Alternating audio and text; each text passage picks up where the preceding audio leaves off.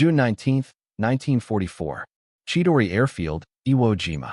Lieutenant General Tadamichi Kuribayashi stepped off the transport plane onto the volcanic ash runway, immediately enveloped by an oppressive heat. At 52 years old, this career officer carried orders personally signed by Prime Minister Hideki Tojo, defend this 8-square-mile volcanic island to the last man. As Kuribayashi surveyed the barren landscape stretching before him, with Mount Suribachi looming to the south and black sand covering everything, he understood with absolute clarity what this assignment meant. According to his wife, Yoshi, he had told her upon receiving the orders that it was unlikely even his ashes would return from Iwo Jima. The island of Iwo Jima, located approximately 750 miles south of Tokyo, held a critical strategic position between newly captured American bases in the Mariana Islands and the Japanese homeland. Its 3 airfields provided Japanese fighter aircraft with the ability to intercept American B-29 Superfortress bombers flying north to raid Japan's cities.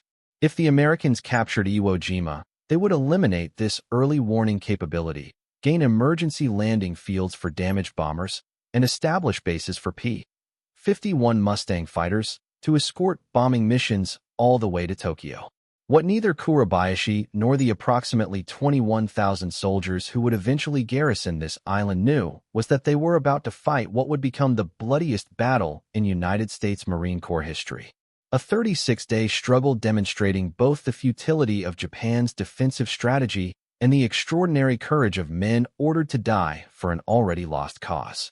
A commander's grim resolve. The assignment to command Iwo Jima represented both honor and a death sentence. On June 8, 1944, Kuribayashi had been granted the rare privilege of a personal audience with Emperor Hirohito on the eve of his departure. Yet, historians like Kumiko Kakahashi have suggested that Kuribayashi may have been deliberately selected for what military leadership knew would be his suicide mission. The general had made powerful enemies within the ultranationalist circles dominating Japanese military policy. As deputy military attaché in the United States from 1928 to 1930, Kuribayashi had traveled extensively across America, studied at Harvard University, and observed American industrial capacity firsthand. He had famously written to his wife, "The United States is the last country in the world Japan should fight. Its industrial potential is huge and fabulous, and the people are energetic and versatile." Such realism, in an era when Japanese military doctrine emphasized spiritual power over material resources, had marked Kuribayashi as a defeatist in the eyes of hardline officers. Despite his misgivings about Japan's war, Kuribayashi approached his assignment with characteristic professionalism and innovation.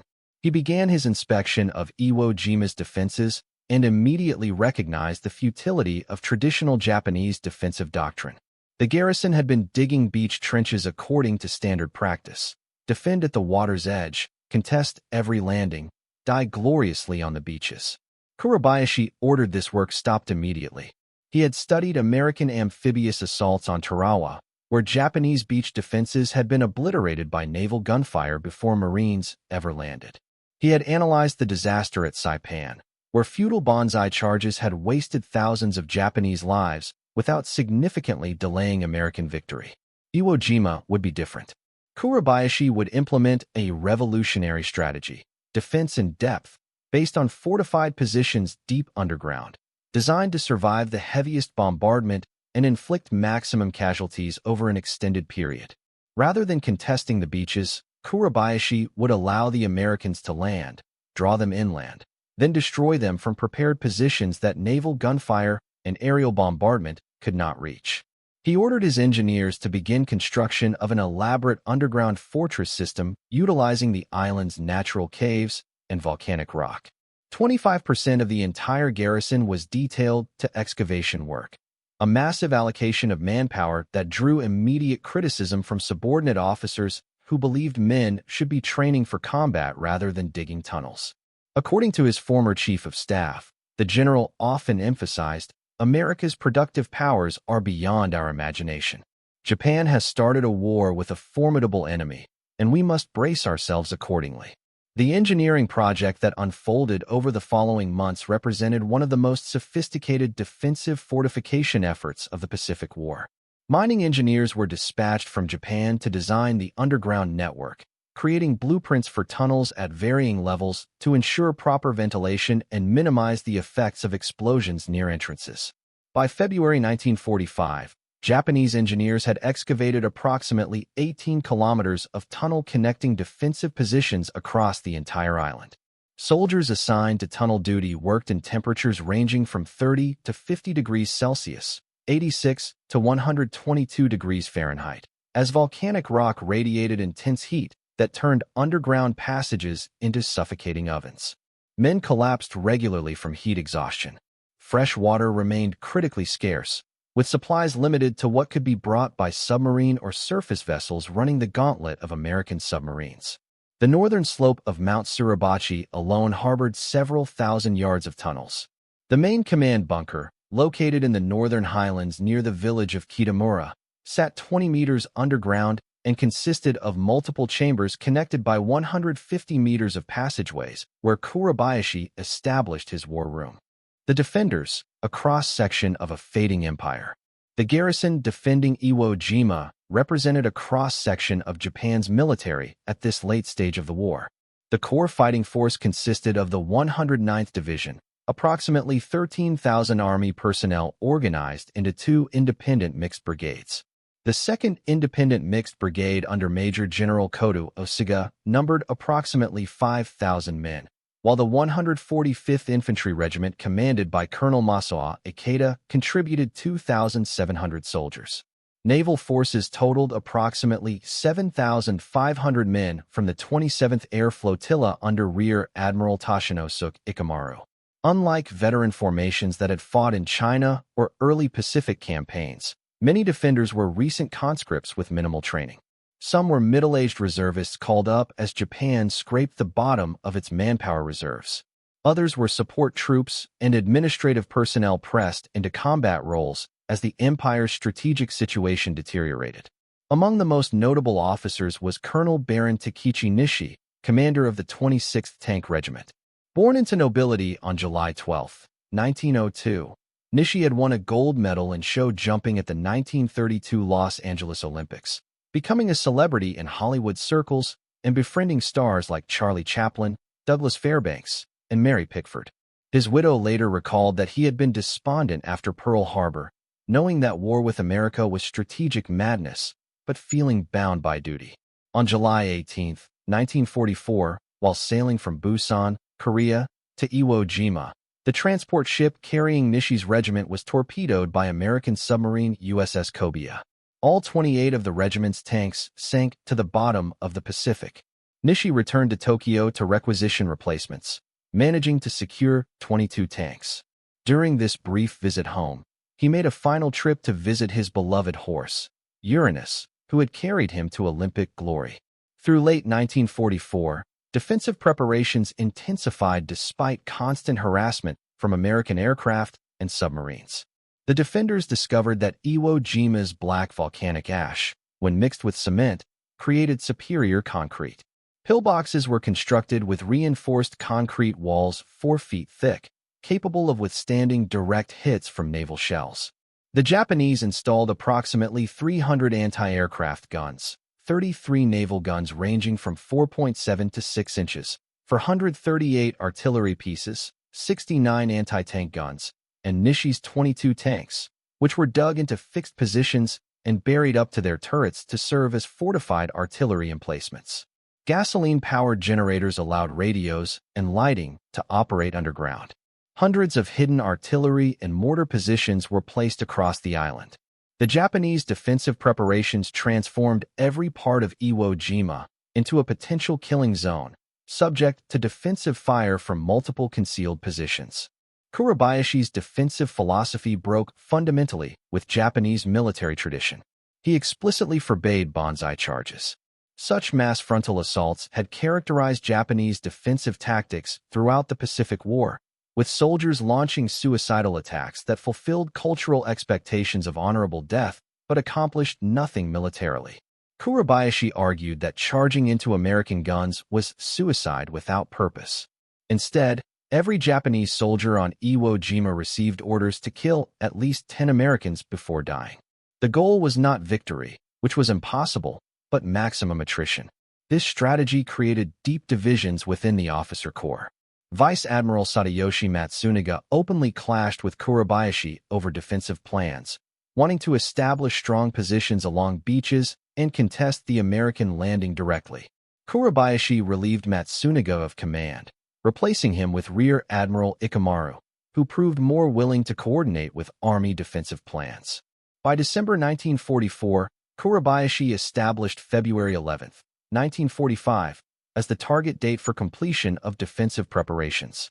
Despite harassment from American submarines and aircraft, additional personnel continued arriving through January. The final garrison totaled between 21,000 and 23,000 men. However, supply levels remained woefully inadequate. The defenders had ammunition for only 60% of what military doctrine considered necessary for a single division-level engagement. Food supplies were calculated to last 4 months at most.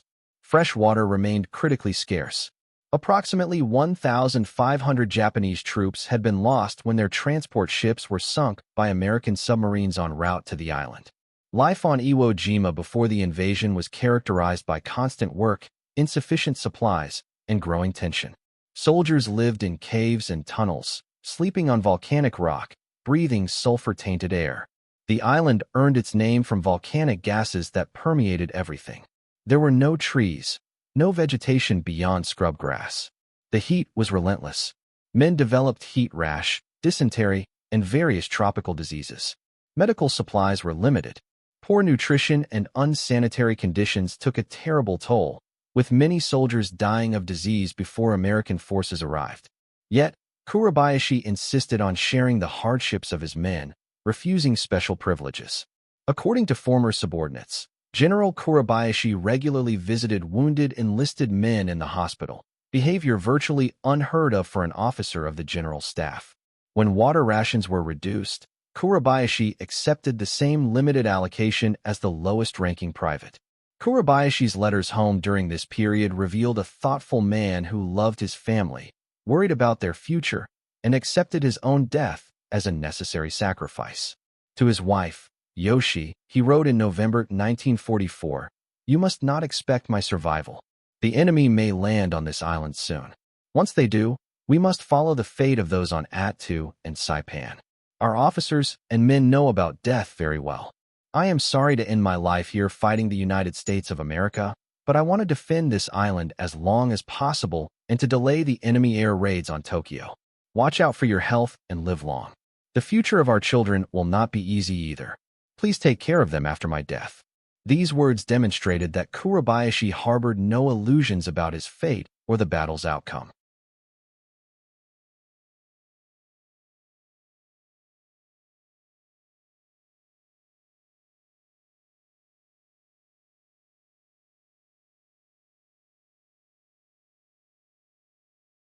The hell of the invasion. Beginning June 15, 1944, American B-24 and B-25 bombers raided the island for 74 consecutive days, the longest pre-invasion bombardment of the Pacific War. These attacks cratered airfields and destroyed surface structures, but had limited effectiveness against underground fortifications. American intelligence assessments severely underestimated both defensive preparations and garrison strength. Reconnaissance photographs showed cratered airfields and destroyed buildings, leading planners to conclude that months of bombing had significantly degraded Japanese capabilities. Intelligence estimates suggested the garrison numbered perhaps 13,000 to 15,000 troops, well below actual strength. More critically, aerial photographs could not penetrate underground to reveal the extensive tunnel network. February 16, 1945, marked the beginning of the final assault phase. The pre-invasion naval bombardment began with battleships, cruisers, and destroyers unleashing devastating firepower. Major General Harry Schmidt of the Marine Corps had requested 10 days of heavy bombardment, but received only 3 days, impaired by weather conditions. The Japanese defenders took shelter in their tunnels, waiting out the storm of steel. On February 17th, 12 LCI gunboats moved close to shore to support underwater demolition teams, UDD. The Japanese emerged from positions and opened fire with everything available. The gunboats were devastated, with LCI 449 sunk and several others severely damaged, suffering 170 casualties total. But the sacrifice revealed many hidden Japanese positions, allowing battleships Tennessee and Idaho to move within 2,500 yards of shore on February 18 to pulverize specific targets with devastating accuracy. Inside the tunnels, the experience of bombardment tested defenders' endurance and sanity. The mountain itself seemed to shake with each impact. Dust and debris fell constantly from tunnel ceilings. Men prayed, sat in silence, or wrote final letters to families they knew they would never see again. The Americans fired approximately 22,000 shells at Iwo Jima during the pre-invasion bombardment, each one a reminder of the industrial might arrayed against them. Yet, Kuribayashi's defensive strategy proved sound. Underground positions survived largely intact. At 0859 on February 19, 1945, the first wave of Marines from the 4th and 5th Marine Divisions hit the beaches. The amphibious tractors seemed endless, wave after wave approaching shore. Offshore, the support fleet stretched to the horizon, hundreds of ships representing an assembly of naval power beyond anything the defenders had ever witnessed. Landing craft struggled through heavy surf and steep beaches. Marines jumped from tractors and immediately sank ankle-deep into loose volcanic sand, struggling to move inland. The volcanic ash was soft and loose, causing vehicles to flounder, unable to gain traction. Kuribayashi's orders were explicit: let them land. Let them pack the beaches. Then open fire with everything. For nearly 30 minutes, Marines advanced with surprisingly light resistance. Then Kuribayashi gave the order. Every artillery piece, every mortar, every machine gun position opened fire simultaneously. The beaches became a killing zone. Marines dove for cover that did not exist. Japanese artillery, pre-registered on every sector of the beach, fired with devastating accuracy. Machine gun fire swept approaches to the first terrace, marking the edge of the beach.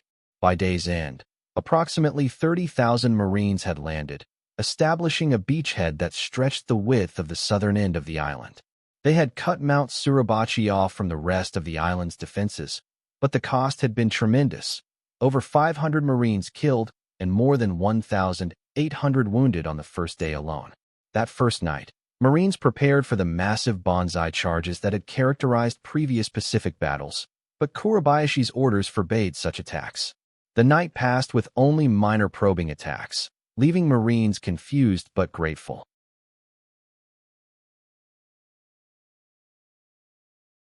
The battle for Mount Suribachi began in earnest on February 20th.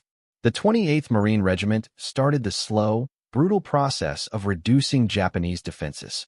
Marines advanced yard by yard, using flamethrowers to clear bunkers, explosives to collapse tunnel entrances, grenades to kill defenders in pillboxes.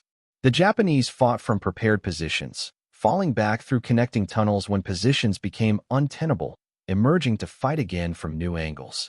Colonel Kanehiko Atsuchi, commanding the Mount Suribachi garrison of approximately 1,800 men, conducted the defense with skill and determination. By February 23rd, after 3 days of continuous fighting, a Marine patrol reached Suribachi's summit. They raised a small American flag at 10:20 hours, triggering cheers from Marines across the beachhead. Later that day, a second patrol brought a larger flag to replace the first. Associated Press photographer Joe Rosenthal captured this second flag raising in what would become one of the most iconic images of World War II. But for Japanese defenders remaining in tunnels beneath the mountain, the flag meant battle would continue underground. Isolated groups of soldiers would continue fighting in the Suribachi tunnel complex for weeks after the mountain's surface had been declared secured. The main Japanese defensive positions lay in the northern part of the island, where Kuribayashi had concentrated his strength in terrain favoring the defender. The northern highlands consisted of broken ground, ravines, rocky ridges, and countless caves transformed into an engineered killing zone with mutually supporting defensive positions. The Marines gave the northern strong points names reflecting the horror of fighting there: the Meat Grinder, Turkey Knob, Hill 382, Amphitheater, Bloody Gorge. Each represented a complex of fortified positions that had to be reduced through direct assault. The 3rd, 4th, and 5th Marine Divisions attacked these positions simultaneously, advancing slowly against fanatical resistance. The fighting in northern Iwo Jima introduced American forces to the full horror of Kuribayashi's defensive system. Japanese positions that appeared destroyed would come alive with renewed fire hours later as defenders emerged from tunnels to reoccupy bunkers. Marines developed specialized tactics for tunnel warfare, using flamethrowers to clear connected chambers and explosives to collapse tunnel sections. Flamethrower teams became essential despite suffering casualty rates approaching 92%. Marine tank battalions found their M4A3 R3 flame tanks in constant demand. By battle's end, the 5th Marine Division's flame tanks were expending between 5,000 and 10,000 gallons of napalm daily. As February turned to March, the Japanese defensive position became increasingly desperate. Casualties mounted daily. Food supplies dwindled to starvation rations. Water became so scarce that men suffered from severe dehydration even while fighting. Medical supplies ran out entirely, leaving wounded to suffer without even basic pain relief. Ammunition stocks approached exhaustion for some calibers. Yet the defense continued. Kuribayashi's strategy of maximum attrition was working. American casualties had already exceeded all pre-invasion estimates. The 5-day battle had stretched into its 3rd week with no end in sight. Baron Nishi's tank regiment, with tanks destroyed or immobilized, fought as infantry from prepared positions in the northern highlands. American forces knew Nishi was on the island. Intelligence officers broadcast appeals for him to surrender, pointing out that the world would regret losing such a celebrated figure. Nishi never responded. He remained with his men, sharing their hardships, maintaining discipline and morale even as the situation became hopeless. On approximately March 22, 1945, Nishi was killed in action. The exact circumstances remain unknown. His body was never identified among thousands of Japanese dead in the northern highlands. Some accounts suggest he committed ritual suicide. Others indicate he died leading troops in combat. Nishi was posthumously promoted to colonel and awarded the Order of the Rising Sun, 3rd class, gold rays with neck ribbon. By mid-March, American advances had compressed remaining Japanese forces into an area of less than 1 square mile in the northern tip of the island. Kuribayashi's command structure remained intact, communication lines still functioning through the tunnel network. On March 17th, the general sent his final message to Imperial headquarters in Tokyo: "The battle is approaching its end. The strength under my command is now about 400. Tanks have invaded our last defense line at various sectors. They are now attacking our last stronghold. We continue to fight. I am sorry indeed we could not have defended the island successfully. We are still fighting." His earlier message on March 16th had been even more poignant. "I am very sorry because I can imagine the scenes of disaster in our empire. However, I comfort myself a little, seeing my officers and men die without regret after struggling in this inch-by-inch battle against an overwhelming enemy with many tanks and being exposed to indescribable bombardments." The price of victory. The Americans declared Iwo Jima secured on March 26, 1945, exactly 36 days after the invasion began. But fighting continued for weeks afterward. Japanese soldiers in sealed cave systems continued resisting, emerging at night to scavenge for food and water. Americans systematically sealed tunnel entrances with explosives, pumped seawater into cave systems, used grenades and flamethrowers to clear underground positions. The last organized resistance ended with Kuribayashi's death, believed to have occurred on March 26 when he led a final attack against American positions. On March 25, 1945, 300 of Kuribayashi's men mounted a final banzai attack against the order that had defined the general's entire defensive strategy. Kuribayashi's body was never found or identified. Rear Admiral Ikamaru also died during this final period. The casualty figures shocked both nations. American forces suffered 26,038 total casualties, including approximately 6,821 deaths. Marine casualties totaled 5,931 killed in action, died of wounds, or missing in action and presumed dead, more than twice as many Marines as had been killed in all of World War I. An additional 209 deaths occurred among Navy corpsmen and surgeons assigned to the Marines. Approximately 19,217 Marines were wounded. This represented the only major Pacific battle where American casualties exceeded Japanese casualties, though Japanese combat deaths were 3 times American deaths. For Japan, the cost was even more catastrophic. Of approximately 21,000 defenders, only 1,083 survived the battle. A mere 216 were captured during actual fighting, with the rest emerging from caves and tunnels in weeks and months afterward. 2 Japanese soldiers remained in hiding until January 6, 1949, nearly 4 years after the battle ended, finally surrendering after years of living in the tunnel system. The strategic value of Iwo Jima justified the terrible cost, though this remained controversial.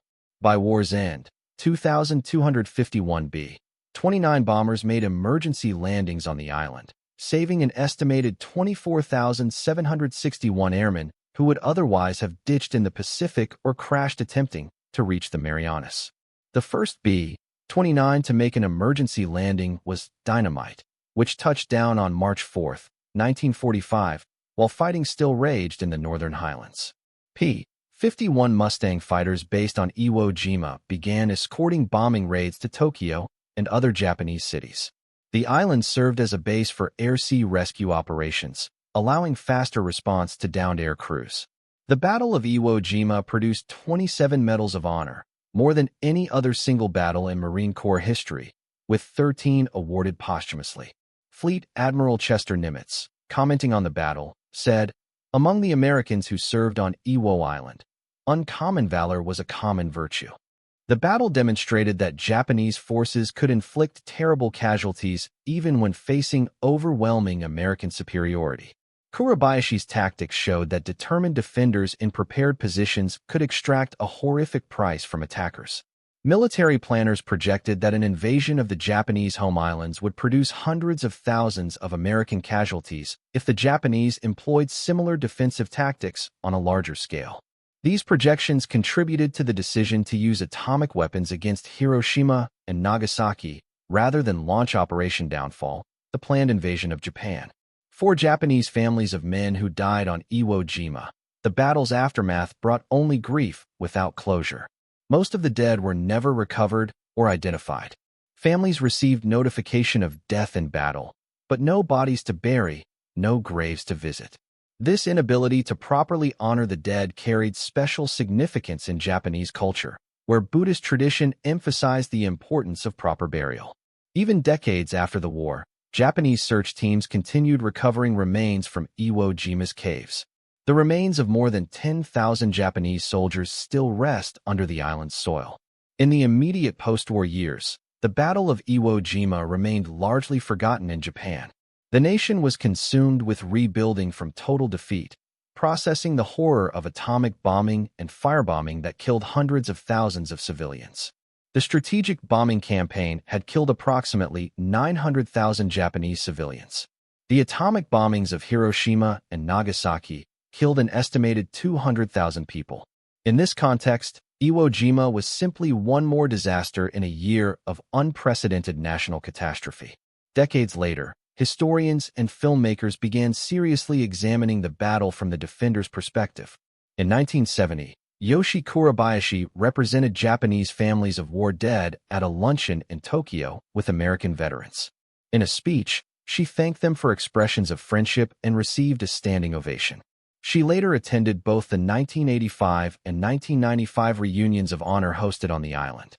The 1985 reunion of honor brought together former enemies as old men, their wartime hatred mellowed by decades of peace. They walked battlefields together, visiting places where they had tried to kill each other. Japanese veterans showed American Marines the tunnel systems they had defended. American veterans explained their tactics for reducing these defenses. The meetings were emotional, marked by tears, embraces, shared prayers for the dead. Veterans spoke of finding peace through reconciliation. Similar reunions continued at 5-year intervals, building bridges between former enemies. The physical island remains largely unchanged since 1945, preserved in its battle-scarred state. Today, it is officially known by its Japanese name, Iwoto. Civilian access is severely restricted, allowed only for memorial services attended by veterans and families of the fallen. The Japan Maritime Self-Defense Force operates a small naval air facility. The United States Navy occasionally uses the airfield for carrier landing practice, but mostly Iwo Jima remains a memorial to the dead, where thousands of Japanese soldiers remain entombed in sealed caves, where American and Japanese monuments stand side by side. Modern historians examining the battle with access to sources from both sides have reached generally consistent conclusions. Tactically, the battle demonstrated the effectiveness of defense in depth when properly implemented. Kuribayashi's strategy inflicted maximum casualties and prolonged the battle far beyond American expectations, transforming what military planners expected to be a 5-day operation into a 36-day ordeal. Strategically, the island's value as an emergency landing field and fighter base justified its capture, though debate continues whether the cost was proportionate to the benefit. The battle showcased American industrial might and logistical capability while demonstrating Japanese tactical skill, engineering prowess, and the determination of defenders fighting from prepared positions. Cultural memory of Iwo Jima differs markedly between the United States and Japan. In America, the battle holds iconic status, exemplified by Rosenthal's photograph in the Marine Corps War Memorial in Arlington, Virginia. Every Marine learns about Iwo Jima during training. In Japan, awareness remained limited until 2006 when Clint Eastwood's film Letters from Iwo Jima brought renewed attention to the defender's perspective. The film, shot in Japanese with Japanese actors, attempted to present the battle through Japanese eyes. The film was based on General Kuribayashi's published letters and the book So Sad to Fall in Battle by Kumiko Kakahashi. Tactical innovations developed during the Battle of Iwo Jima influenced military doctrine for decades. Combined arms tactics became standard practice. The importance of specialized weapons for reducing fortifications was recognized. Tunnel warfare techniques would be employed in later conflicts, particularly in Vietnam, where the Viet Cong employed similar underground defensive systems. The battle demonstrated that even overwhelming firepower and numerical superiority could not eliminate the need for infantry to close with and destroy the enemy in fortified positions. General Kuribayashi's letters from Iwo Jima provide unique insight into his state of mind as the American invasion approached. His correspondence with his wife Yoshi and children revealed a man who loved his family deeply, accepted his own death as inevitable, and hoped his sacrifice would protect them. In one letter, he expressed the philosophy that sustained him. If our children can live safely for one more day, it would be worth the one more day that we defend this island. This belief sustained Japanese defenders through the hell of battle. Whether the battle truly protected the homeland for any meaningful length of time remains debatable. What cannot be debated is the sincerity of the belief and the determination it produced. The Battle of Iwo Jima stands as one of history's most brutal confrontations, a 36-day struggle where approximately 27,000 men died or were grievously wounded on an 8-square-mile island. It demonstrated the terrible price of war, the courage of individuals caught in circumstances beyond their control, and the possibility of reconciliation even after the most brutal conflicts. General Kuribayashi, Baron Nishi, Rear Admiral Ikamuru, and thousands of Japanese soldiers whose names history never recorded, fought with extraordinary courage for a cause already lost, following orders they could not refuse, dying for a homeland that would ultimately be saved not by their sacrifice, but by Japan's unconditional surrender 4 months later. The island itself stands as a monument to all who fought there. Its volcanic rock forever associated with one of World War II's bloodiest battles. The tunnels that once sheltered desperate defenders now shelter only memories and the remains of those who never left. The beaches where Marines struggled through volcanic sand are quiet now, disturbed only by occasional veterans or researchers visiting to pay respects. Lieutenant General Tadamichi Kuribayashi died as he had lived, with honor, courage, and unwavering commitment to duty. His body was never found, but his legacy endures in the letters he wrote to his family, in the respect accorded him by American Marines who fought against his defensive genius, and in the example he set of a commander who shared every hardship with his men. Baron Takeichi Nishi, The Olympic champion once celebrated in Hollywood died fighting Americans he had once called friends, demonstrating the tragedy of war that transforms friends into enemies. The 21,000 Japanese soldiers who defended Iwo Jima, most of whom died in the island's volcanic tunnels and caves, fought with extraordinary courage for a homeland they would never see again.